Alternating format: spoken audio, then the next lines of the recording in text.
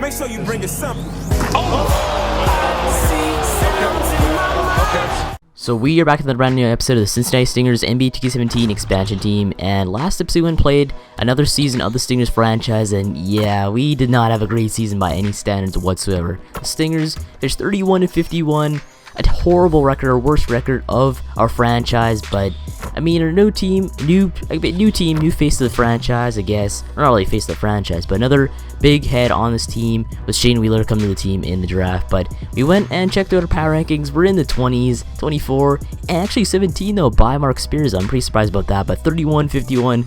Horrible record last year, but now we brought in Linsanity at point guard, Shane Wheeler at shooting guard, Jason Tatum at small forward, Scal at power now, and Nerlens Noel at center, Norman Powell at 6-man, Festus Ezeli, Kyle Anderson, Boban Marjanovic, Kevin Looney, Justin Anderson, Jared Bayless. I mean, basically a lot of great talent on this team.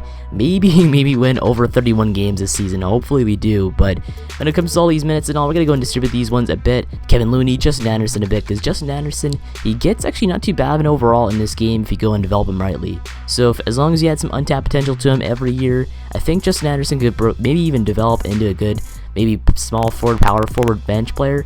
He might be a good option on a bench, but we start this season 2-6, but I mean, we're a team that we know we're going to tank every year. Basically, for the next few years, it's going to be tanking, but eventually the winning is going to come around, and we're going to win a lot of games every season. But 6-18 at this point, just keep taking L's upon L's. I have no idea what the formula is to win this game, at least so far this team. We have a lot of good talent with Linsanity getting a lot of trade offers at this point, but man, we are sucking. But Norman Powell gets a trade offer for CJ McCollum, but McCollum making way too much money. Plus, I like Norm on this team. We draft him in the expansion draft. We got to go and keep him going into the next few seasons. But we're going to go and re-sign Scalabus here, just based on his young, good player. He's actually not that bad. He's pretty fast in this game. Plus, he dunks a lot. So, I mean, we re-signed Scal to a 2-year deal worth $9 million per year. But we're going to go trade the pretty bad-looking Boban Marjanovic to the Philadelphia 76ers for Thomas Robinson, who has a great rebounding stat at A+. And plus, we're going to trade Kyle Anderson a second for CJ Miles. CJ Miles provides much better presence on the bench than Kyle Anderson ever did for us. But when it comes to our Eastern All-Stars, we have Kemba Walker, Kyrie Irving, LeBron James once again, Giannis, Kristaps Porzingis, Andre Drummond, and so on west, we got the same old Karl Anthony Towns, Chris Dunn's in there too, which is pretty cool to see that. When it comes to the dunk contest, we do have Dennis Smith, Jess Crawford in the game, and I remember last year, it was supposed to be Jess Crawford was the next MJ of the drafts. I mean, you never know what's going to happen in this NBA 2K17 draft, but right here, Stuart Clancy is on the lead, same with our man Shane Wheeler, and so on. So continuing after the All-Star break, we're 21-36 at the All-Star break, but I think we probably maybe do a lot better after this All-Star break after, terrible first half of the season. I was going to finish out strong, and that is exactly what we're doing. Suddenly, we're winning games upon games. We're 30-39, 33-40. We're slowly catching up, but look at the Eastern Conference. It's actually good this year, and we missed the playoffs yet again at a 38-44 record on the end of the season. But LeBron's another MVP year for him. That's his 7th MVP. At this point, he broke the all-time record when it comes to MVPs with 7. LeBron James, I think it's fair to say, at least on this game mode, that he might be the GOAT. I'm just going to say that, put that right there.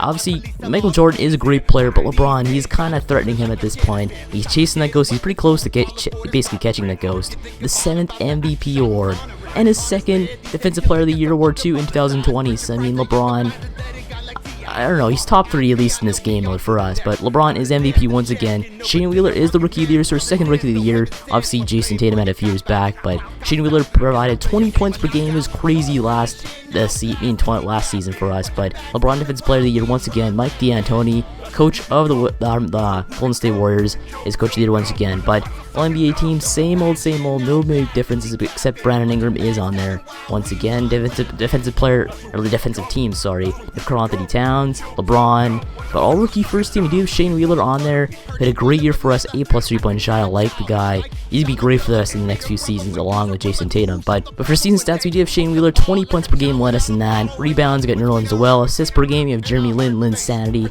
Steals per game, you got Norman Powell. And here's just a whole bunch of stats in here just thrown together. There's actually a lot of big mix of players in here. Obviously, Jason Tatum did not have great of stats this season, just based on he's injured again this season. I don't know what he had this season, but he had something fractured, and it is not looking good for Jason Tatum. Injuries upon injuries every single season. He's almost turning into a Greg Oden kind of player. Lots of injuries in his young career. Maybe might derail his NBA career. I have no idea.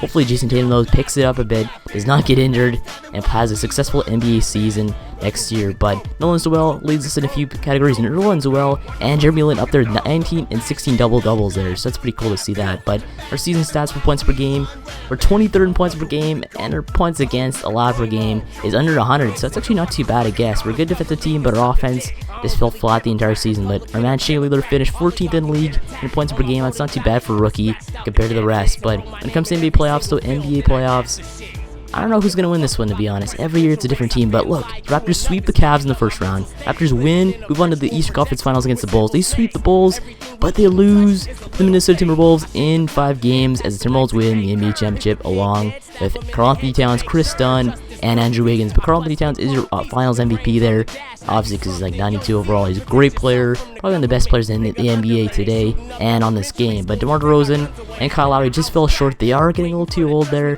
Their overall is kind of going down. Jonas Valanciunas still going strong at 85 overall. But Jakob Poeltl did win 6th Man of the Year though, so Jakob maybe could go lead the Raptors to another Finals berth next year. But when it comes to player retirements, nobody major retired this season actually. I'm surprised about that.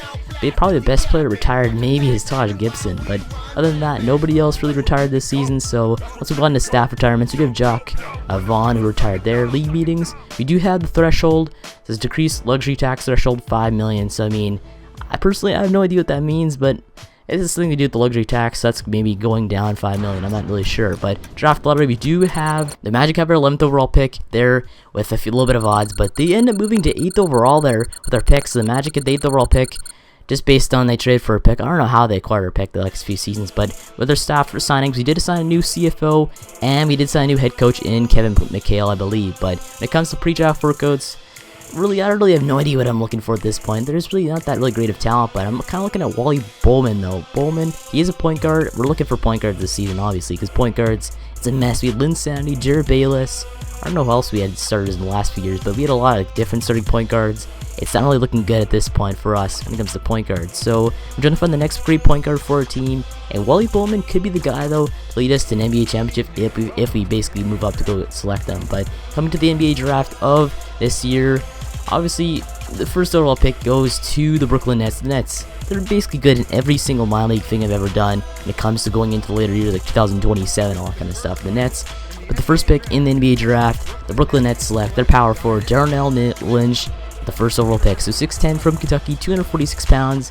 He might be good. Usually every first overall pick is over 80 overall, and he is 82 overall, 22 years old. Pretty good post game, good mid-range game, plus a little bit of playmaking there as a power forward. Average over 30 points per game in college. That's crazy to see that. Those fans excited on Twitter there for their team, but looks like Bosch and the second overall pick was traded for Giannis Antetokounmpo and 2021 first round pick for the Bucks. So it looks like a lot of these picks are going to be traded in this draft, just based on this draft class is horrible. But they picked Danny Lawrence after trading that one, trading up to get that one. So Danny Lawrence, he is 6'6", 219 pounds. I doubt he's that good, but third overall pick, another trade here as the trade the Grizzlies third overall pick and a first rounder for Joel Okafor and Joel Embiid. So the 76ers get rid of Joel Embiid and Okafor, move up to the third overall pick, and they're going to go and select Jesse Madison. So Jesse Madison, I don't know if he's any good. He's a power forward, 6'9", 243 pounds. I doubt he's that good because usually these draft classes, the first overall pick, money, but then the second, third, fourth are like 69, 70 overall. It's horrible. Fourth overall is Monty Stone.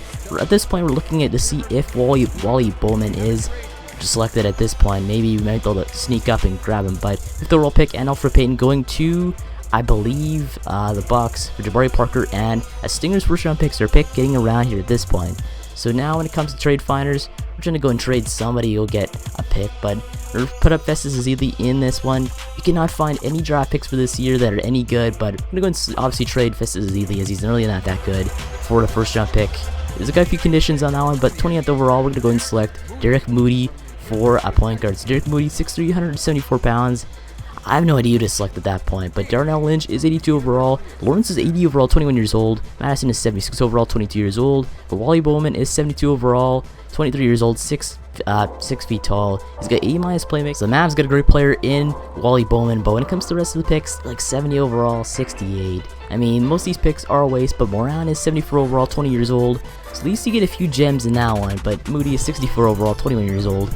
Not really that great of starting stats. Maybe it might be better after going and sign him, but this isn't really looking that good for these draft classes in the next few years, though, when it comes to like the later round picks. But when it comes to our pending options, we're gonna go ahead and select Jason Tatum, Robinson, CJ Miles, and Clancy, plus Sweetney for team options. We're gonna go ahead and re-sign Jake Layman, trying to bring him back there. Hopefully he comes back. It's actually like Jake Layman, but we're gonna go and trade Kevin Looney for a first-round pick from the Pelicans as top 3 protected. So a first-round pick for Kevin Looney is a great deal, though. I like getting good picks out of players we barely even play. But when it comes to free agency, though, we do have a decent free agency class. We do have Brandon Ingram, obviously, on a restricted free agent contract. So a lot of RFAs in this point, because I mean, all these young rookies are getting other free agency deals at this point. But Tyler Ulis, we're gonna go and try and sign him, as we need a good point guard, and he actually, his stats are not that bad.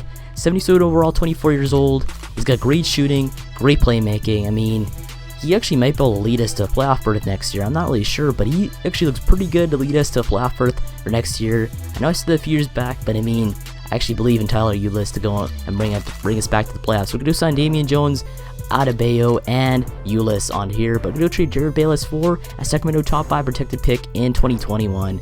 And this is our starting lineup after this year's draft and offseason. We have Tyler Ulis at point guard, Shane Wheeler back at shooting guard, Jason Tatum at small forward, Scala Power, Nerlens Noel at center, Norman Powell at 6-man, Thomas Robinson, Damian Jones, Jeremy Lin, Lynn Saturday, CJ Miles, Justin Anderson, Adebayo, Sweetney, Clancy, and I believe Jake Lamb. But I guess on this is the job for here. Make sure to like and subscribe for more Cincinnati Stingers MyLEAGUE, and thanks for watching, and I'll see you in the next one.